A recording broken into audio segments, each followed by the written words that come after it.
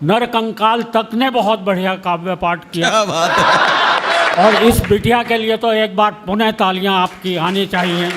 बहुत खूब। मैं बहुत शुभाशीष देता हूं कि ये आगे बढ़े तो बहुत बहुत जो कविता तिवारी जहां पहुंची है उससे भी आगे की स्थिति में बिल्कुल मैं बिल्कुल इस बच्ची को आशीर्वाद देता हूं।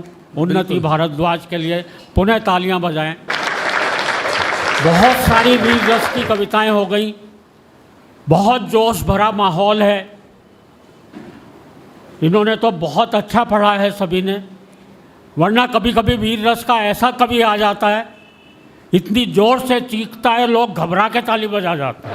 क्या बात है दादा। मैं बता रहा हूँ, पिछले दिनों एक कवि को सुन रहा था, आते ही चिल्लाया, मैं पत्थर को पाषाण बना सकता हूँ।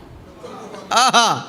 मैं सोचने लगा यार पत्थर और पाषाण तो एक ही चीज है, ये बना क्या सकता है ऐसा? लेकिन जोर जोर से बोल रहा था, मैं पत्थर को पाषाण बना सकता हूँ, मैं मानव को इंसान बना सकता हूँ। क्या बात है। जय हो दादा।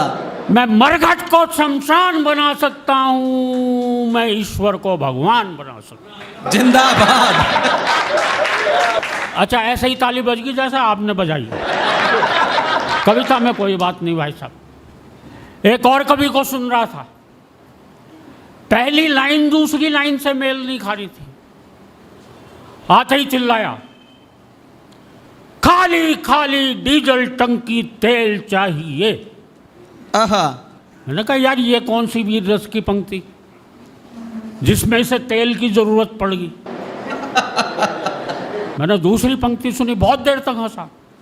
बोले खाली खाली डीजल टंकी तेल चाहिए, आज मेरे देश को पटेल चाहिए। क्या बात है। मैं बहुत देर तक सोचता रहा यार ये तेल का पटेल जी से क्या लेना देना। हाँ। लेकिन उसको पता था कि पटेल जी के नाम पे ताली मिलेगी, इसलिए जबरदस्ती तेल लेके आए। जिंदाबाद। तो ऐसे ऐसे कवि सुनने को मिल जाते हैं, लेकिन बहुत बढ़िया सभी ने पढ़ा है। मैं ज़्यादा कुछ तो नहीं कहूँगा। अच्छा, ये तो बहुत हमारी सेना ने इतना बड़ा काम किया है, हम सेना को सारे के सारे लोग सैल्यूट करते हैं। बिल्कुल। कि उन्होंने उन परिस्थितियों में किस तरह से हमारे मिसाइलों ने उनके हवाई अड्डे तबाह किए। हालांकि सेना से भी ज़्यादा तबाह तो चैनल वालों ने कर दिए। एक 7 तारीख की रात को भाई साहब, मैं बता रहा हूँ, मैं रात को सो के उठता था, हर आधे घंटे बाद आँख खुलती थी, तब तक कराची पे कब्जा हो चुका था। ये सारे चैनल वाले हमारे वीर रस के कवियों से भी आगे निकल गए। बहुत खूब।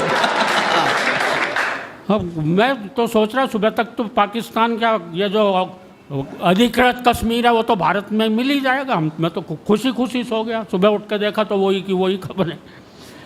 लेकिन चैनल वालों का अपना काम है, उन्हें अपनी टीआरपी देखनी है, इसमें हम क्या कर सकते हैं। एक कविता विशेष आपको सुना रहा हूँ। अच्छा, हमारी देशभक्ति भी ऐसी है जो पाकिस्तान के अलावा और किसी देश के खिलाफ जागती नहीं है। मेरे एक दोस्त हैं, स्वर्गीय हैं, हो गए, हाँ हाँ, भाई सुरेंद्र दुबे, उन्होंने बहुत बढ़िया बात कही एक दिन। बोले यार अगर ये पाकिस्तान नहीं होता तो हम लोग देशभक्त भी होते कि नहीं होते। बिल्कुल। जय हो दादा।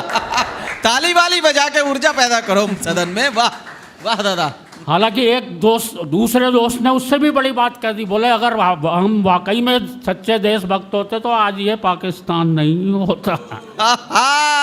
क्या बात है। जिंदाबाद। जय हो दादा। एक मुझे बहुत पुरानी कविता याद आ रही है। जिन दिनों कारगिल में युद्ध छिड़ा हुआ था, वो जनता में बहुत जोश आ जाता, युद्ध होता तो जनता में जोश आ जाता है। आप में भी आया होगा, सब में आया होगा, इस उम्र में भी जोश आया होगा। अच्छा, जनता है, जोश में युद्ध लड़ने तो जाएगी नहीं। हाँ, वो जोश कहाँ निकालेगी। मेरे मोहल्ले वालों को भी आया, तो उन्होंने सोचा ऐसा करते हैं, एक वीर रस का कवि सम्मेलन करवाते हैं। जोश जोश में वीर रस का कवि सम्मेलन घोषित कर दिया अपने मोहल्ले में। अब वीर रस के कवि जितने अच्छे कवि थे वो ये सारे के सारे बिजी, मिले नहीं उन्हें। तो पता नहीं कहाँ से 50-60 कवि पकड़ के लाए। जो भी सड़क पे मूंछों वाला आदमी दिखाई दे रहा था उससे कह रहे थे यार तू वीर रस का लग रहा है, आजा मंच पे बैठ जा। मैं उस कवि सम्मेलन को सुनकर आया, मेरी एक हास्य रस की कविता बन गई। किसी पर कोई कटाक्ष नहीं है, स्वागत। एक बहुत सहज सी कविता आप तक पहुंचा रहा हूँ। एक बार तालियां बजाकर मन दे। स्वागत है। वरना पाकिस्तान के लिए तो ऐसी ऐसी लाइनें लिखी हमारे कवियों ने। एक तो इतनी जोर जोर से चीखते हुए बोला, राख लगाकर जीप खींच लो पापी पाकिस्तान की। मैंने उससे पूछ लिया राख लगा के क्यों खींचो? बोले जीभ है स्लिप कर सकती है। जय हो दादा। तो वीर रस में भी हास्य रस निकल आता है। एक तालियां बजा दें तो मैं शुरू करता हूँ कविता। स्वागत स्वागत। कि कारगिल युद्ध पर वीर रस का कवि सम्मेलन था। मंच के थे बहुत ही ठाट बाट, वीर रस के कवि बैठे थे लगभग 60। मैं खुश हुआ, 60 कवियों की पूरी प्लाटून। भाई क्या बात है, आज की रात तो पाकिस्तान के लिए कहर की रात है। क्या बात है दादा, जय हो। आज की रात तो पाकिस्तान के लिए कहर की रात है। फिर आशंकित हुआ, 60 कवि, वो भी एक ही रस के। भगवान बचाए जो लड़ाई इनकी आज पाकिस्तान से होनी है, कहीं में ये वो इनमें आपस में ही ना छिड़ जाए। जय हो जय हो जय हो दादा। तालियां बजाओ तो आनंद लीजिए कभी। ये डूब जाते हैं। जो 60 जो ये एक ही रस के कवि बैठे, कहीं में इनमें आपस में ही ना छिड़ जाए। 7-8 कवियों ने तो कर रखा था संचालक का घेराव। आहा। एक कवि बोला देते हुए मूंछों को ताव, पहले कविता पढ़ने में जाऊंगा क्योंकि शुरू में ही यदि किसी और कवि ने पाकिस्तान निपटा दिया। बुद्धिजीवी लोग बैठे हैं दादा, क्या बात है, जिंदाबाद। तो मैं क्या बाद में झुंझुना बजाऊंगा? बहुत खूब। पर कवियों ने श्रोताओं में ऐसा जोश भर दिया कि पहले कवि की कविताओं की बमबारी ने ही पाकिस्तान को अधमरा कर दिया। आहा। पूरा मंच बन गया था बंकर। सभी कोसने लगे पाकिस्तान को जमकर। पर एक कवि अभी भी पुराने जमाने के नशे में झूम रहा था। मिसाइलों के युग में पाकिस्तान के खिलाफ तलवार लिए हुए घूम रहा। क्या बात है। जय हो जय हो जय हो। कहाँ है पाकिस्तान, तुझे तलवार से निपटाएंगे। एक ने तो बहुत ऊंची छोड़ी। उन दिनों परवेज मुशर्रफ पाकिस्तान के सेना अध्यक्ष थे। बड़ी जोर से चीखते हुए बोला, ऐ मुशर्रफ, हम तेरे पेट में राणा सांगा की तलवार घोंप देंगे। ओहो। मैंने कहा यार राणा सांगा की तलवार साले 400 साल पुरानी। बोले कुछ नहीं यार, उसकी धार से मरेगा तो मरेगा, नहीं तो साला सेप्टिक से तो मरेगा ही मरेगा। तो एक कवि ने पाकिस्तान को बंदूक से, एक ने तोप से उड़ाया। एक कवि तो शायद अर्थशास्त्री था, एक भी पैसा खर्चा नहीं किया, पूरा पाकिस्तान फूंक से ही उड़ा दिया। बहुत खूब। अब जो कवि आया उसने अपना एक हाथ कमर पर लगाया इस तरह से, एक हाथ एक दिशा में उंगली करके उठाया इस तरह से, और जोर से चिल्लाया, सुन ले पाकिस्तान सुन ले, सुन ले पाकिस्तान सुन ले। और अगली पंक्ति पर आप सभी का आशीर्वाद चाहता हूँ। मैं चकराया, अबे ये क्या क्लेश है, जिस दिशा में यार ये कभी उंगली उठा रहा है उस दिशा में तो बांग्लादेश। बांग्लादेश। ये क्या कलेश है वाह दादा। इसे कविता को गलत डायरेक्शन में नहीं सुनाना चाहिए था, ये वाला हाथ पीछे करके दूसरे वाला उठाना चाहिए था। वो फिर चिल्लाया, सुन ले पाकिस्तान सुन ले। इस बार एक श्रोता ने खड़े होकर जो बात कही उस पर आपकी तालियां उठनी चाहिए। वो फिर चिल्लाया, सुन ले पाकिस्तान सुन ले। एक श्रोता खड़ा होकर बोला, अबे क्या और किससे कह रहा है, पाकिस्तान तो जन्मजात बहरा है। ओए होए, क्या बात है, जिंदाबाद दादा, वाह वाह वाह, बहुत बढ़िया बहुत बढ़िया। अबे क्या और किससे कह रहा है पाकिस्तान तो जन्मजात बहरा है? कवि ने उस श्रोता की नहीं सुनी और इस बार वाक्य बदला। इस्लामाबाद अगर मेरी आवाज सुन रहा हो तो सुन ले, इस्लामाबाद मेरी आवाज अगर सुन रहा हो तो सुन ले। और पंक्ति आप तक पहुंचे तो आपकी तालियां उठनी चाहिए। पीछे से एक श्रोता बोला, भाई जब तुम्हारी आवाज यहीं तक ठीक ठीक नहीं आ रही है,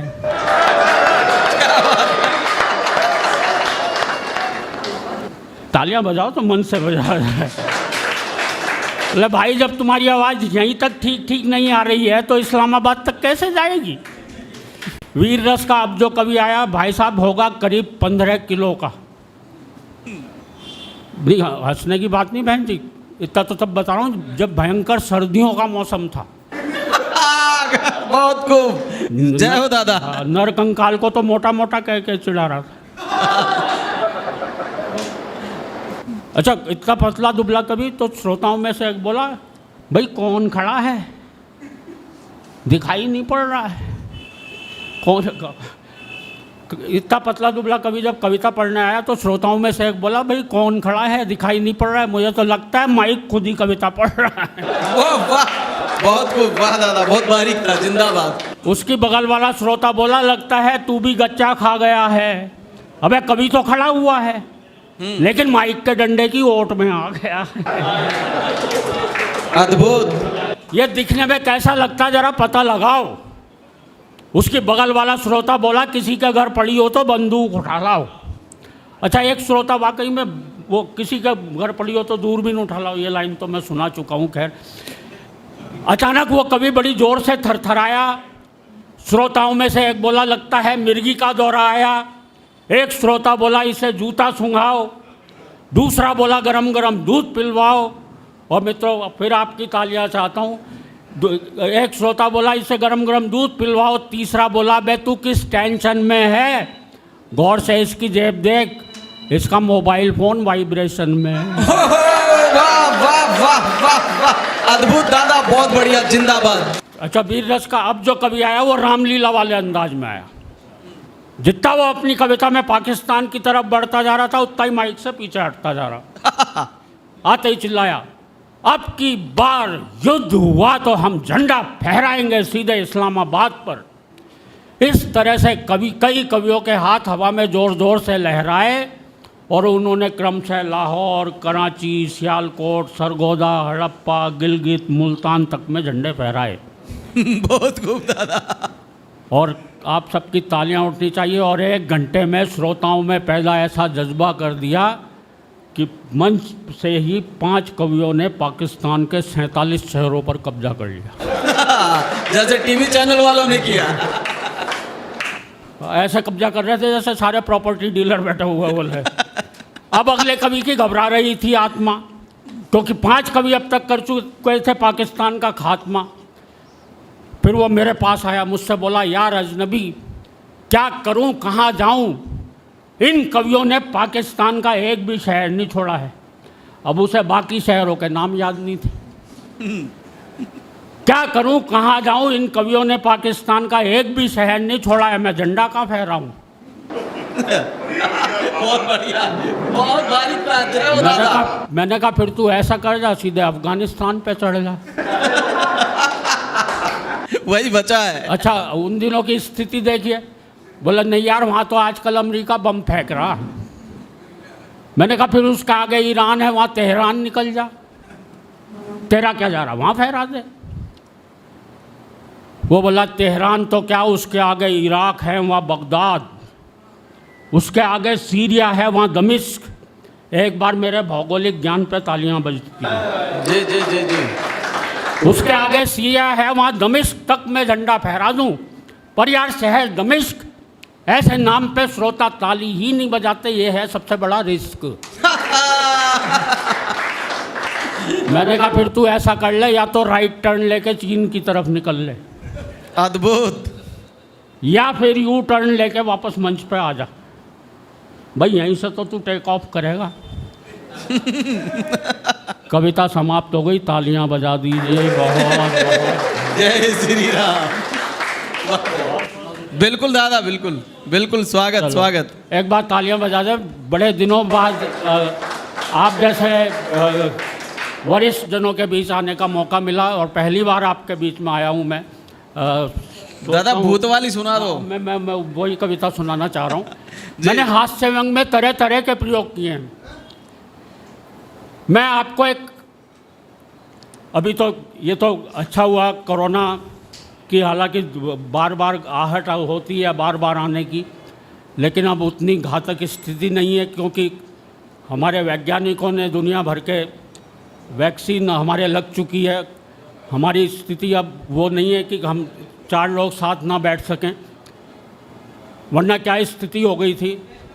हम तो भाई साहब 2 साल तक घर पे बैठे रहे, खाली बैठे थे, भरे बैठे थे। भरे इसलिए बैठे थे क्योंकि खाली बैठे थे। किस तरह से हमने वो लॉकडाउन में दिन गुजारे हैं भाई साहब, आपने भी गुजारे होंगे वो लॉकडाउन के दिन। मैंने 2 पंक्तियां उस पर लिखी थी, कोरोना को लानत देते हुए पंक्तियां लिखी थी कि ऐ कोरोना क्या कशीदा पढ़ूं मैं तेरी शान में, ऐ कोरोना क्या कशीदा पढ़ूं मैं तेरी शान में, पूरे 2 साल गुजार दिए थे निक्कर और बनियान में। क्या बात है, वाह, मन दीजिएगा, वाह दादा वाह। क्या क्या नहीं देखना पड़ा भाई साहब, झाड़ू पोछा पता नहीं क्या क्या करना पड़ा घर में, तब जाके हमें ज्ञान हुआ कि झाड़ू लगाते हुए आदमी आगे जाता है, पोछा लगाते हुए आदमी पीछे जाता है। वाह दादा। हाँ, ये ज्ञान प्राप्त हुआ। बहुत बारीक ज्ञान था। तो मैं वो कविता आपको सुनाना। हाँ, टेक्निकल ज्ञान है। हाँ, अब मैं जो वो कविता सुनाना चाह रहा हूँ, मैंने हास्य व्यंग में तरह तरह के प्रयोग किए हैं। मैं आपको एक हास्य, मेरी बहुत पुरानी कविता है, मैं आपको मन दीजिएगा, बहुत जबरदस्त कविता है, जिस कविता को सुन के मैं कवि बना। जी दादा स्वागत। मैंने ये हास्य रस की डरावनी कविता है। डरावनी इसलिए है क्योंकि मेरी इस कविता में भूत प्रेत हैं। अब भूत प्रेत होते हैं या नहीं होते हैं ये तो अलग बात है, लेकिन जब से मैंने खुद को आईने में देखा है, बहुत बारीक है, समझिएगा। मैंने पहले कहा मन दीजिएगा, तब से मुझे भी विश्वास होने लगा है कि कुछ ना कुछ तो होता ही है। वाह वाह दादा। मुझे भूतों के बारे में घटना ध्यान आ रही है। एक आदमी को पता चला पड़ोस वाले गांव में भूत रहते हैं। वो आदमी उस गांव में गया, उसने देखा एक आदमी कुएं से पानी खींच रहा है। उसके पास जाके बोला, भैया सुना तुम्हारे गांव में भूत रहते हैं? वो आदमी बोला, भैया मुझे तो पता नहीं, मुझे तो 40 साल हो गए मरे हुए। वाह। अब उस आदमी की क्या हालत हुई होगी, वो तो वहाँ खड़े खड़े ही मर लिया होगा। कविता की शुरुआत देखना कितनी डरावनी है। अंधियारी रात भौंकते कुत्ते। ओहो नहीं, ओहो नहीं, डरावनी कविता, माहौल बनाना पड़ता थोड़ा सा। माहौल बनाना पड़ता। अंधियारी रात भौंकते कुत्ते, सुनसान हवेली, हवेली में कंगूरे, कंगूरों में चमगादड़, मकड़ियों के जाले, नीचे तहखाना, तहखाने में खिड़की जो बरसों से किसी ने नहीं खोली, वहाँ बैठी थी भूतों की एक टोली। डर गए क्या? नहीं डरे तो अब डरोगे। वहाँ बैठी थी भूतों की एक टोली, आपस में बतिया रहे थे, आपस में बतिया रहे थे। आदमियों के एक से बढ़कर एक भयानक किस्से सुना रहे थे। व्यंग आप तक पहुंचे तो ताली उठती। बहुत जबरदस्त व्यंग, वाह वाह दादा वाह। आपस में बतिया रहे थे, आदमियों के एक से बढ़कर एक भयानक किस्से सुना रहे थे। पूरा का पूरा वातावरण था भूतिया। तू तक तूतिया। जिंदाबाद, ताली वाली जबरदस्त बजा दीजिएगा, वाह। एक भूत ने दूसरे भूत से कहा, क्या सचमुच तुझे आदमी से डर नहीं लगता? दूसरा भूत बोला, नहीं यार, इस अंधविश्वास पर तो मैं विश्वास ही नहीं करता। अद्भुत व्यंग्य, वाह, जबरदस्त, वाह दादा वाह। दूसरा भूत बोला, नहीं यार, इस अंधविश्वास पर तो मैं विश्वास ही नहीं करता, और आदमी में विश्वास करने लायक है ही क्या? आज की दुनिया में तो आदमी ही आदमी का विश्वास नहीं करता। अद्भुत, जोरदार तालियां, वाह। आज की दुनिया में तो आदमी ही आदमी का विश्वास नहीं करता, तो मैं क्यों करूं, फालतू फंड में डरूं? दूसरा भूत बोला, नहीं यार, मैं तो बहुत डरता हूं, जब भी घर से बाहर निकलता हूं मन ही मन हनुमान चालीसा जपता हूं। अद्भुत अद्भुत। मैं तो कहता हूं आदम इंसान नजर नहीं आवे, महावीर जब नाम सुना। मैं तो अपने बच्चों को भी डराता हूं, बेटा सो जा, नहीं तो आदमी आ जाएगा। आदमी आ जाएगा। बेटे सो जा, नहीं तो आदमी आ जाएगा, तुझे खा जाएगा। बेचारे डर के मारे सो जाते हैं, खाना तक नहीं खाते हैं। एक बुजुर्ग भूत बोला, बे ये कल रात ही शहर होकर आया है, इस पर जरूर किसी खतरनाक आदमी का साया। जय जय, क्या बात है, जबरदस्त व्यंग्य, वाह दादा। ये कल रात ही शहर होकर आया है, इस पर जरूर किसी खतरनाक आदमी का साया है। किसी झाड़ फूंक करने वाले को बुलवाओ, इस पर से आदमी उतरवाओ। वाह, तालियां कमजोर थी, वाह वाह दादा। इसे कितनी बार समझाया है, ऐसे दिन दहाड़े या रात में शहर में ना जाए, और अगर कभी गलती से चला भी जाए तो वहाँ पर एक गोल गोल संसद भवन है ना, उसकी तरफ तो भूल कर भी ना जाए। वाह। अबे वहाँ पे सफ़ेद झक कपड़ों में बैठे नेता तुझे चिपट जाएंगे, हाँ। पेड़ पे उल्टा लटका देंगे और तुझसे वोट मांगेंगे। कविता की गंभीरता तक जाइए, वाह वाह, क्या बात है दादा। और बात आप तक पहुंचती हो तो फिर आपकी तालियां चाहिए। पेड़ से उल्टा लटका देंगे और तुझसे वोट मांगेंगे। और याद रख, अपने इलाके की वोटर लिस्ट में तू वैसे भी अभी तक नहीं मरा होगा। वाह, वहाँ अभी भी तेरा वोट होगा। एक भूत बोला, यार इन नेताओं की भली कही, इस भूतनाथ प्रताप को लो। सुना है पहले एक नेता था, हमेशा कुर्सी से चिपका रहता था, कुर्सी से इसकी चिपकने की आदत आज भी नहीं गई है। रोज़ाना संसद भवन में चला जाता है और किसी खाली कुर्सी पर जाके बैठ जाता है, पूरी कार्यवाही सुनता है और वापस आ जाता है। एक भूत बोला, ये जरूर नेता रहा होगा, नो डाउट, पर विपक्ष का रहा होगा, क्योंकि दिन भर चिल्लाता रहता, वॉकआउट वॉकआउट। एक भूत बोला, नेता तो नेता, ये जो खाकी वर्दी वाले हैं ना, इनसे भी बच के रहियो। हाँ। अगर यहाँ पर कोई उपस्थित हो तो भाई साहब मैं क्षमा मांग लेता हूँ पहले। नहीं वैसे भी मैं क्या क्षमा मांगूँ, ये बात तो भूत कह रहे हैं। ये है असली बात। जय दादा। और मित्रों देखना, मैंने मुहावरे का प्रयोग किस तरीके से किया, मंजुल भाई समर्पित है आपको। ये जो खाकी वर्दी वाले ना, इनसे भी बच के रहियो, अगर कभी चिपट गए तो तुझे मारते मारते आदमी बना देंगे। अद्भुत, वाह वाह, जोरदार तालियां, वाह। अगर कभी चिपट गए तो तुझे मारते मारते आदमी बना देंगे। फिर हम क्या कर लेंगे, आदमी बनाकर या तो ये तुझे रिपोर्ट लिखवाने आई कोई अबला बनाएंगे, या फिर तेरी खोपड़ी पर तबला बजाएंगे। तबला बजाएंगे और उसे फोड़ेंगे। अगर तू भागेगा तो तेरी लंगोटी तक नहीं छोड़ेंगे। एक भूत बोला, और इन आतंकवादियों से तो कई किलोमीटर दूर रहियो। और ये पंक्ति आप सभी का आशीर्वाद चाहती है। दूसरा भूत बोला, आतंकवादियों से क्यों, वो तो बड़े महान हैं, हम भूतों की संख्या बढ़ाने में उनका बड़ा योगदान है। बहुत बढ़िया, बहुत बढ़िया। एक कमज़ोर दिल वाला भूत बोला, भैया रात बहुत हो गई है, हाँ सुनिएगा। हाँ दादा, अब सो जाओ।